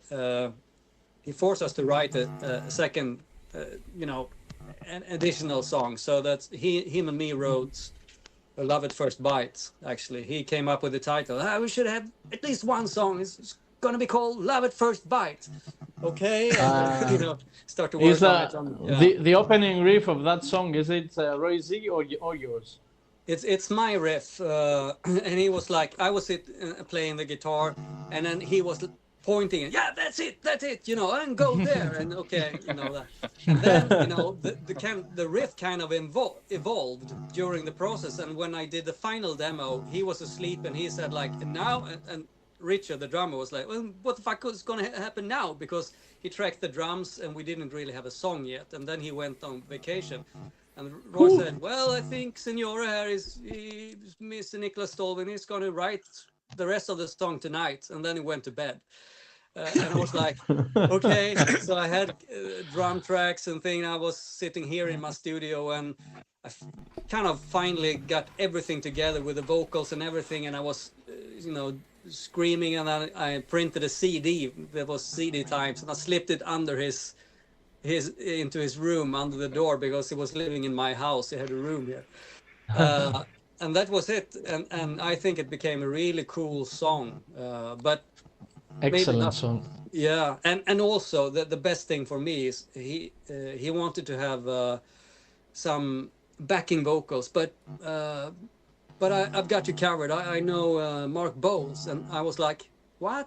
Mark Bowles is one of my favorite singers in the whole world. All-time favorite, of Yeah, course. I mean, I sometimes when I hear him sing certain songs, I start to cry because it's so good. It just hits me in the heart, and I was like, "You fucking kidding me?" So, but when they lived kind of neighbors and were friends. I didn't know that, so he had him do the backing vocals and send it to me here in Sweden. I was having goosebumps when I heard it, and I put the Mark's backing vocals really loud as well. Another cool thing is that, I mean, Rob Halford is one of my favorite, my biggest inspiration, I think, vocally. And of course, he hanged out with Roy, and they knew each other and worked a lot together. And actually, I used this mic. I brought it here to Sweden. This is the one I always use on Rob. So I done vocals for Speed On, but for some reason, just it wasn't there, you know. So in the last days, he wanted to redo the vocals for Speed On, and then I was so exhausted I kind of couldn't do it. And then he handed me the Rob Halford mic, and the magic happened. Just handheld mic, and I was standing with the back just screaming in that mic in kind of frustration. It was like, I nailed this song, and all the frustration in the lyrics was poured into that poor SM58, and that's the one that Halford uses on all the Roy C productions. Nice. So that's really cool. That's a great story. Yeah. You know, you talked about Hank Sherman. What of Hank Sherman? Oh yeah, sorry. What's covered all? Yes, Hank Sherman, doesn't he appear on Ravenous as well? What? Hank Sherman? Hank Sherman of Merciful Fate? Yeah. Am I wrong? Yeah, that's right. Johannes was kind of like Simon is now, the guy with all the contacts in the band, and he was kind of writing to everybody, asking, I didn't even know that he asked Hank Sherman if he wanted to do a guest solo. And Hank said, yeah, sure, I'll do it. Well, what do you want for it? 2 beers. So so he did it. He hasn't got his 2 beers yet, but I phoned him and talked to him and thanked him. I think that solo is really, really cool. I really like it. Beers. It's now 2 cases, Niklas, because of interest. Yeah, beers is a nice form of currency, isn't it? So it is. And I got a silly story. It was 99 when we went to Rockwave here in Greece, and it was Manowar playing. It was Merciful Fate, Sodom, Exhumation, and Immortal, and Exhumation, and Horrified. So we went to the hotel and we found Tom Angel Reaper from Sodom. Vasilis, now we can see you like this, so you gotta fix your camera. Yeah. Anyways, and we had my psychedelic thing. Don't worry about it. Yeah, so we did a big Sodom flag. It's the drugs. It's like yeah, we did a big. We drew a big Sodom flag, and Angel Reaper, Tom, he said, I want that flag. He had already signed it, of course, the whole band, and we were like, nope. You're not getting it. He says, I'm gonna give you a big box of beers. I look at George, my friend, and we're like, nope, you're not getting it. And then he gave us 2 T-shirts and a box of beers, an Uncle Tom and a Sodom T-shirt, and then we said, yeah, fuck it, okay, you get it. So that was the first form of using beers as a currency, So. Yeah, beer payment. Guys, sorry. Yeah. Shit, so, You can reach far with beer. Yeah. You should have, talking about beer, you should have this one. Wow, yeah. Wow, hey, nice. Wolf beer. Wolf beer. Yeah, very, very good. I had the Sorcerer beer when I was in Stockholm. Which one Did I have? I had another beer. Was it Memory Garden or was it Wolf? Maybe I had the Wolf beer as well. Yeah, Wolf, I guess. Yeah. So I've tasted that one. Yeah, great I beer. have this one as well for my studio with this painting on me that Niklas has done. Nice. Cool. It's a studio lager. All right. Beer is fun. Can I ask two of the typical questions for interviews? I mean, Vic, correct me if I'm wrong, but we didn't ask the guys where they are right now, what are they doing, what are the plans for the nearby future from a touring point of view, from writing, from I don't know. We haven't we didn't catch up with that part, did we? No. We're not there yet. But yeah, we are working on that. I don't know if you can hear me, guys. Sorry about. Do you actually hear me? We can hear you. But you are frozen. Really? But we hear the my audio. phone is actually tricks. I have a blank screen, right?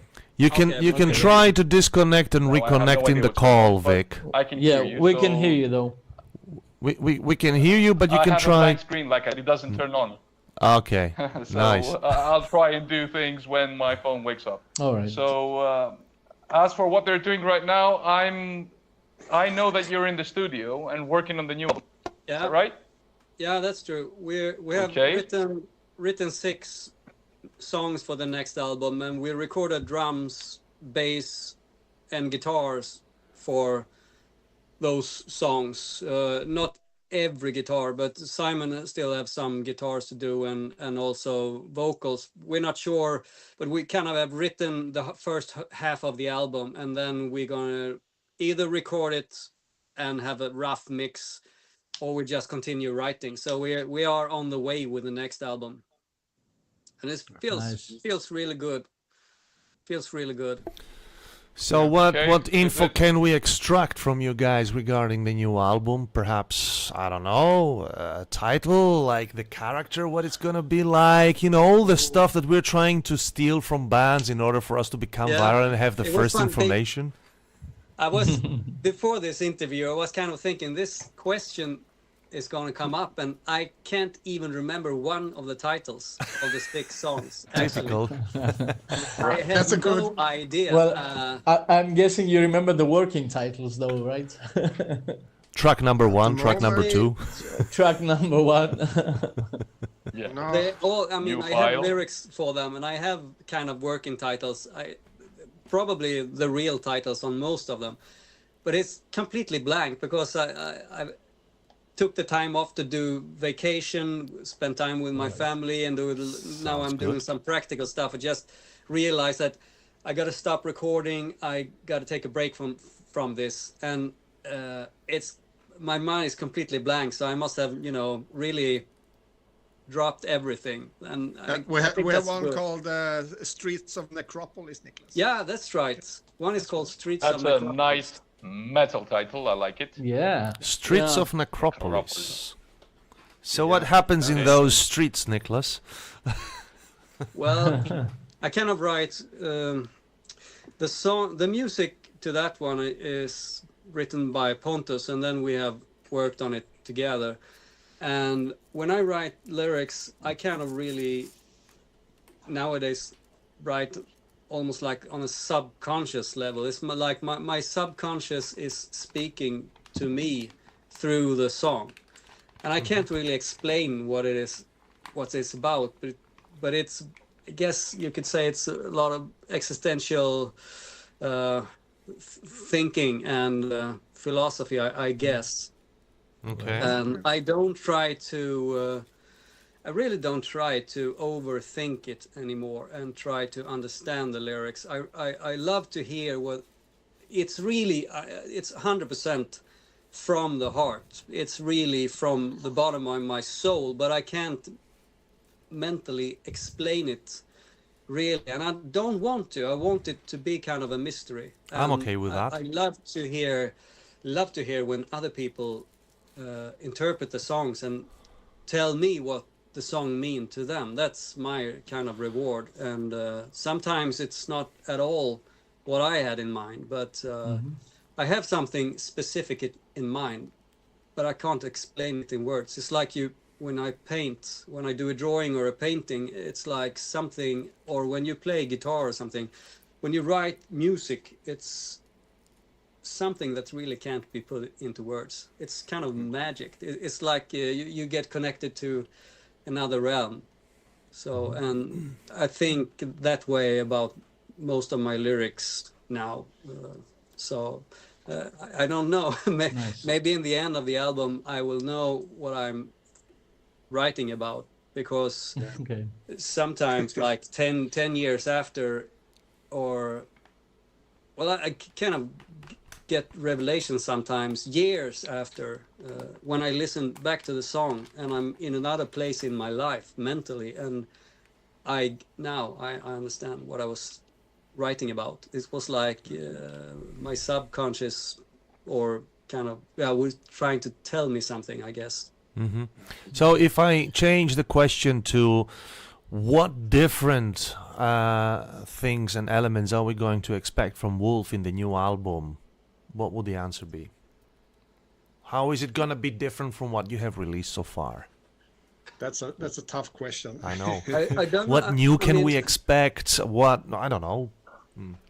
I think they understood the question. They have trouble answering it. No, I didn't say the extra comment just for them to explain, to understand the question. But yeah. I don't know. Maybe, Simon, if you have heard the demos that I have made, if you have an idea, because I'm kind of in the middle of it and I try to not overthink anything, but I guess it's a continuation of what we've done before, and it's kind of like it's kind of like a continuation of Shadowland in a way, but I mean, the album isn't written fully yet, so I mean, who knows what will happen.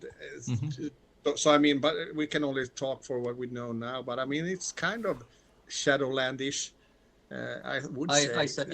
I think so too. It's I think it's kind of a continuation of Shadowland, and maybe a new direction from Shadowland. But originally I wanted, because this is going to be our 10th album, and I was thinking to myself, I would love to be, if it was like an album that compressed the whole Wolf career from the whole album, first album to the 9th album, and then do a 10th album that is kind of a mixture of everything. But when we started to write, and the writing takes you places you don't even know, and where you are in life. So I kind of dropped that idea and just. For me, it's. Oh, sorry, Niklas. No, say what you want. I was going to say, for me, it's like, even if you have like a vision, I want to go that way, and then you start to write, and then you listen to it. It's like it went actually that way. Yeah. It's kind of hard to kind of like, I'm going to do Operation Mindcrime. But in if only it was that easy. I mean, it always. But I mean, that also doesn't mean that it's kind of like not as good as my first idea. It could be even better, but not what I thought it would. I don't know if it makes sense. But no, it does. I mean, actually, to me, it does. Yes. Yeah, when we were younger, I guess we were writing more like a craftsman, and you had a vision, and we wanted to do this, we wanted to do a Judas Priest album, but the more you become a songwriter, and the more the songwriting takes over your whole being, that it's more like you try to be open and just receive what's coming to you, and be like a vessel. Sounds like I'm a. I just had an epiphany. The album title. Yeah. Because it's your 10th album, it should be called Real Metal for Real Bastards, I think. Our old slogan. Bastards. Real for true bastards, bastards, for true bastards, So I mean, it's a cool motto. So probably sorry, go ahead, Simon. Go ahead. No, I was going to continue on the slogan that we use it every now and then on T-shirts, on a beer bottle, or on whatever. I mean, it's cool. Yep. Yeah. So I've got probably it on the Black new Label. album, the new album is, as my friend Vitamin Death says, it's probably not gonna be anti-systemic grindcore with war subject. No, I mean Probably they can not, expect no. they can probably expect it to be very much Wolf Yeah. in some sort of style. I mean, it's not like we're trying to do something new. Of course, something new, but you understand what I mean. We're not trying to kind of like Reinvent go yourself, some other Yeah. direction. I mean, it's kind of like the way. If I write a song and Niklas sings on it, it's gonna sound like Wolf, Yeah. kind of. So yeah. So That's who kind of- writes most of the stuff? I mean, is it an even split? Because I heard No, you said Niklas, Pontus write stuff as well. I write most of the stuff, and when Pontus or Simon writes something, I write the lyrics and the melody and everything. And often, you know, when I get an idea what the song wants to do, where my vocal's gonna take the song, we might rearrange something. Just we know what the song is about, and you know where it wants to go. So it will, if I'm involved, it will sound Wolf. And even when I try to write something completely different, which I have, it ends up sounding like Wolf, and we use it on Wolf. The Wolf. For But also example, like for example, the song "The Dark Passenger" on the Devil Seed album Yeah. is quite a different song for Wolf, but it works, right? Yeah, that's a it. Richard song, mainly Yeah, maybe yeah. a Richard song, but with It Niklas. Yeah, it was a Richard's song idea. But the only thing we kept that it was because the song, he came to me and we sat here in my studio and he had an idea of this groove. Yeah, it's a great groove. Yeah. Yeah, and in the end, the only and we kept changing in. I sent him changes, and it's like, yeah, that's really good. Yeah, cool, do that, you know. And in the end, the only thing that really came from Richard was the drum groove. Yeah. So the drum groove kind of started the song, and it's kind of became the only thing that was there from the beginning, because there was so many. It was like an whole evolution of that song. That's a cool song. So who But wrote I mean, also on that the album, basic it's melody? like, Sorry. What? Sorry, Simon. Sorry? I just wanted to know who wrote the basic melody. The I who wrote wrote that? Yeah, I wrote everything on that song except for the drum. Okay. Yeah. Okay. Right. Lovely. yeah. And I was That's a great thinking song. like, I was thinking like accept thing when they like on Metal Heart. yeah, Metal Heart. Yeah, that was kind Yeah. of. So I have my old, really weird Dan Electro guitar. That's kind of it's built like of junk, but it had a certain Nice. sound that is really cool on some stuff. And I use some old analog pedal that makes it sound weird. So yeah. But we Okay. also It's have a great song. like the song Frozen on Devil Seed also. That's kind of like Yeah. my song entirely, except for the vocals, but it still sounds like also Skeleton Woman. I kind of like did the main part. So, Yeah. so but it's still, as soon as Niklas kind of like put his voice to it, then it's Wolf. I mean, that's the way it is. I mean, and of course, Okay. when I write songs for Wolf, I don't try to write like Sepultura riffs. I mean, I still, of course, Of course. I'm in the Wolf spirit or whatever. Yeah. Of course, I it should makes call sense. it, so. Yeah. Right. I try to sometimes to write something completely different, just to not be stuck in the. But it always comes back wolfish. Yeah. So It makes sense though, right? yeah. No, that's fine. So I have a question because we have like 5 more minutes to go, but I really want to ask this question. As you may know, I have this YouTube channel called Addicted to Lists. So I'd like to do lists of my 10 favorite thrash metal albums or whatever, power metal, whatever.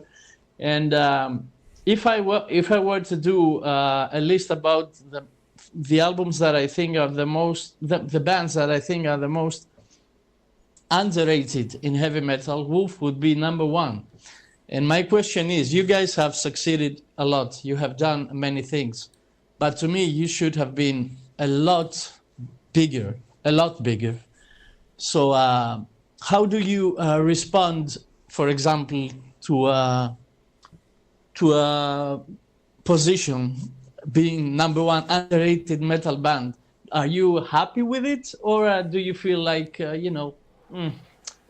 I agree, kind of, if I may. I kind of agree that Wolf should have become, with the music, not me as a person or Simon as a person, but the music that Wolf and the album that we've done, it's on a, I say, it's on a very high standard in our field.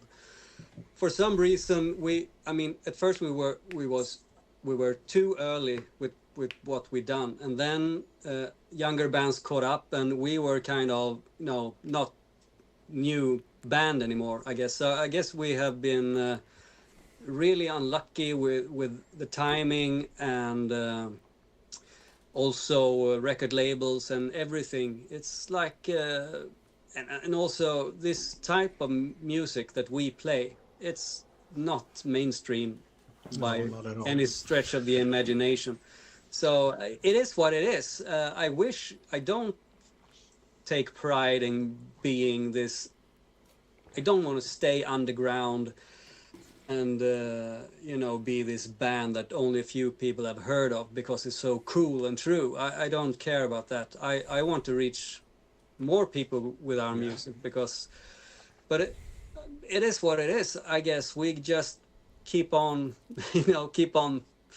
playing and do what we love, because when we get together and play together, it's like, for us it feels like magic. This is who I am. I'm not successful in any other thing in life besides my family with my kids and stuff, but I don't care about my day job. I don't care about anything, actually. I don't care about money or getting fame or being.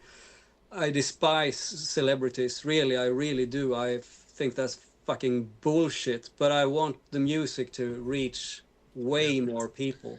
Because it's kind of sad. I'm not sad, but it's kind of like when we play like there's every show. There's like, why haven't I heard of you? Well, yeah, it's like, what the fuck? This is so good, and it's kind of like, okay, yeah, we kind of think so as well, and there's a lot of people like it, but somehow people haven't found us, and I think a big reason is that we haven't toured as much as we should have done. Yeah, and there's reasons for that as well. But when we do play live, we have a huge impact on people.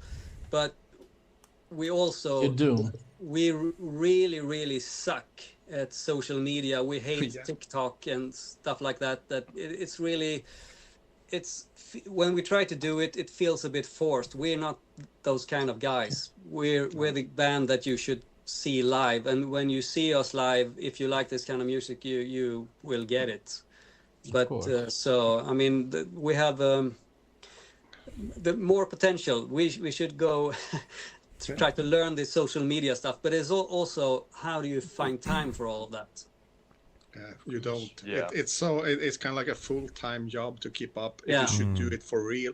So of course we can have people doing it, but then it costs money. Blah blah blah. So it's kind of tough. It's like a scale to I don't know where to put it. I mean, we can do what we can do is write the best songs we can write, and we can release them and put out a good album, and we can try to play shows, and hopefully kind of like people will see it and like it and hear it and stuff like that. So but it deserves a little bit more attention. I agree with Niklas and you, Michael. Sophia says in the comments, well, I can take over their social media. There you go. Yeah, I mean, we are, as Niklas said, we suck at it, and even if we would know kind of like how to do it, we don't really have the time. For me, it's kind of like none of us have the time to we can do it now and then, but I mean, it doesn't work like that if you want to kind of like keep the attention span up. Okay, Actually, I had Sofia in mind. Actually, one of two people in the world that There I you go. actually, when we met first for I don't know 10 years ago. So we will maybe we should start talking about it. Sure. There you Yeah. go. All right, guys, it's 11 o'clock over here, so I think we have to slowly wrap up, right? And as Mike... Actually, my connection is shit, as you can probably imagine. My phone is just dead, so Charge I think it. it's the universe trying to tell me to, save my energy for the second part. Yeah. If that's okay with you. I All can right. bust your So balls on the second time again. So And we schedule fine. we schedule a part 2, and then we We can will. talk a little bit more. Okay. Right, Of course. So, Right. in that Okay. case, my friends, that was Wolf, fierce, loud, and howling straight from the heart of Sweden's heavy metal wilderness. A huge thanks There's to an you. outro now. Yeah, there's an outro as well. So, I gotta thank you both guys. A huge thank to Niklas Stålvind and Simon Johansson for joining us tonight and reminding us why real metal never dies. It just grows more powerful with every riff. Of course, eternal horns up to my fellow warriors in the digital trenches, the doom-driven sage of order and metal logic, Michael Stavrakakis, and the dungeon master of distortion and forgotten flames, Vasilis Kouroumalis, and to all of you watching, headbanging, and probably annoying your neighbors, thank you for tuning in to another unholy session of Altars of Metal. Until next time. And we will arrange it after we close the show with the guys, or we will talk about it. We will talk in the chat anyway. Keep your speakers loud, your spirit wild, and remember, support the bands, wear the patch, and never trust the man who says, I used to listen to metal. So, good night, everyone. Stay metal. And somewhere over here, I don't have the effects yet, but we're supposed to have a fade out with epic riff from Simon and growling wolves in the distance. So this was Wolf, everybody. Thank you so much for this great Thank you, guys. opportunity for the company. Cheers, guys. And I can do the Yep. outro on my band. Yeah, there you yeah, go. go ahead. That's the riff. Ba-boom. Cheers. Okay. Awesome. See you guys. Good night, everybody, See you. and Thank you. catch you soon. Thank you so guys, much. stay on the call, and everybody, see for the Greeks. See you at the next show in about 15 minutes. Take care.